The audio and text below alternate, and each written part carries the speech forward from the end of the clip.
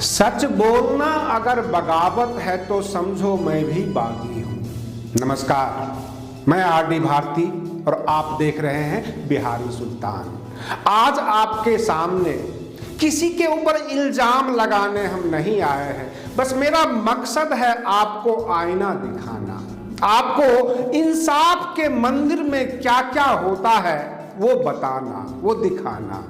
जी हाँ, आपने पिछले दिनों कई बड़े बड़े राजनैतिक दल के नेताओं को भाषण सुना होगा। आपने यह देखा कि बहुत सारे विद्वान सीबीआई को कहते हैं संवैधानिक संस्था, लेकिन मैं आपसे कह रहा हूं कि सीबीआई दिल्ली पुलिस एक्ट के अंदर बनी हुई है, सेंट्रल गवर्नमेंट की अपनी संस्था है।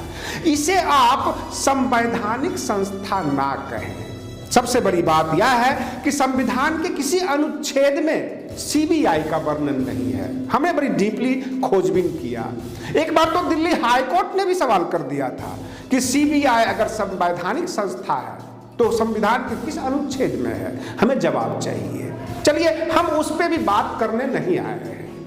हम आपको यह कहना चाहते हैं कि सर्वोच्च न्यायालय जो देश की सबसे बड़ी अदालत है और यह संवैधानिक संस्था है, क्योंकि आर्टिकल 32 में याचिका दायर आप सुप्रीम कोर्ट में करते हैं और आर्टिकल 226 में आप राज्यों के अंदर जो हाई कोर्ट्स हैं वहां आप जाते हैं। अगर आप गरीब आदमी हैं तो सुप्रीम कोर्ट आपको डायरेक्शन दे देगा कि आपकी छोटी मोटी जो मांग है वो आप अपने हाई कोर्ट से ले लीजिए।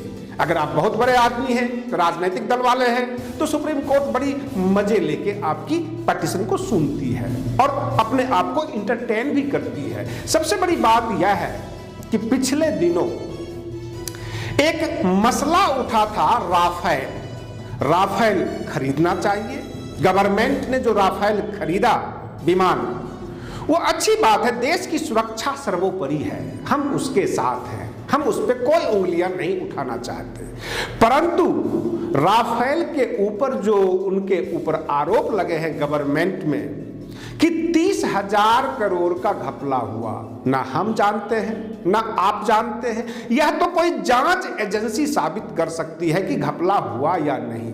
परंतु राफेल के ऊपर जब सर्वोच्च न्यायालय में पिटीशन फाइल होती है तो सर्वोच्च न्यायालय बड़े साफ सुथरे अंदाज में यह कहती है कि दो सरकारों के बीच का मसला है। भारत सरकार ने फ्रांस सरकार से डील किया और रही बात प्राइस की यानी मूल्य की, तो इस पर हम कुछ नहीं कह सकते, यह आप किसी एजेंसी से पता कीजिए। और इस तरह से वह पिटीशन डिसमिस हो जाती है और गवर्नमेंट अपना पीठ थपथपाती है कि राफेल से कुछ नहीं निकला, सर्वोच्च न्यायालय ने वापस भेज दिया।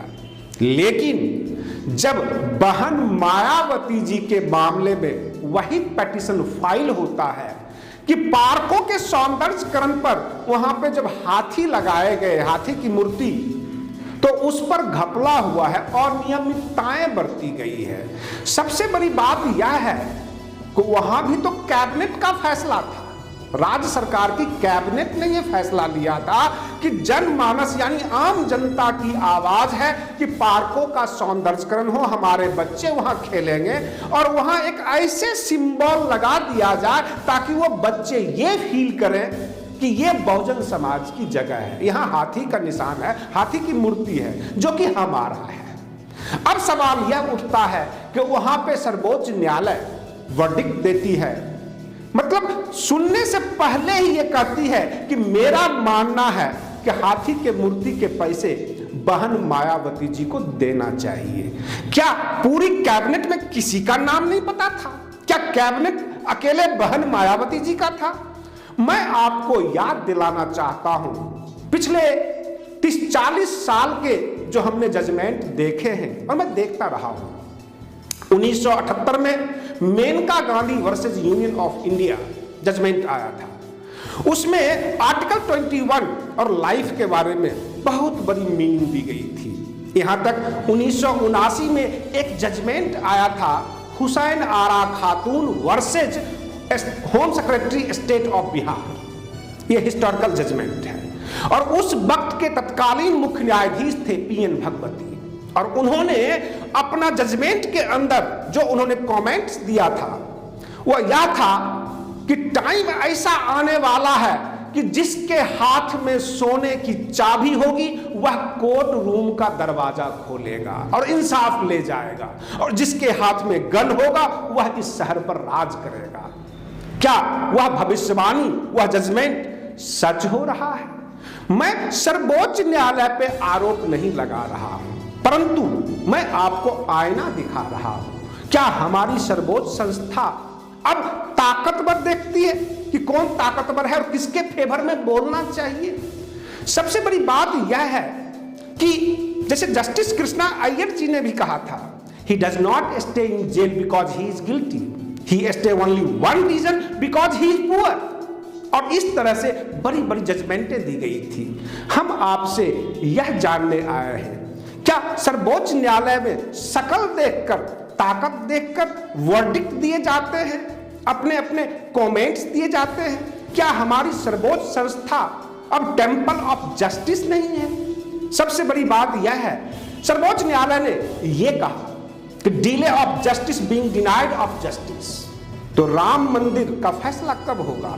कम से कम 50 साल से भी ऊपर चले गए। क्या यहां पे हिंदू समाज का डिनाइड ऑफ जस्टिस नहीं है? हम किस पर विश्वास करें? रही बात यह, चुनाव जब सामने आता है तो विपक्ष में जितने भी कमजोर नेता होते हैं उनके ऊपर तरह तरह के आरोप मढ़े जाते हैं, और सर्वोच्च न्यायालय बिल्कुल खाई हुई नजरों से क्यों देखती है? क्या सर्वोच्च न्यायालय की पूरी बेंच प्रोसिक्यूशन माइंडेड हो चुकी है? क्या वह जिसके ऊपर आरोप लगाया गया है उसके फेवर में कुछ भी नहीं सुनने को तैयार है? सबसे बड़ी बात यह है कि हम जो देखते आ रहे हैं कि जो माननीय पूर्व प्रधानमंत्री थी इंदिरा गांधी जी, उनके शासनकाल में और फिलहाल जो अभी शासन चल रहा है, न्यायपालिका कहीं न कहीं से विधायिका से दब गई है और उन्हें अपने इशारों पर लेकर विधायिका चल रही है। आप बने रहिए बिहारी सुल्तान चैनल के साथ। हम आपके सामने जो भी सच्चाई होगी उसका आईना दिखाता रहूंगा।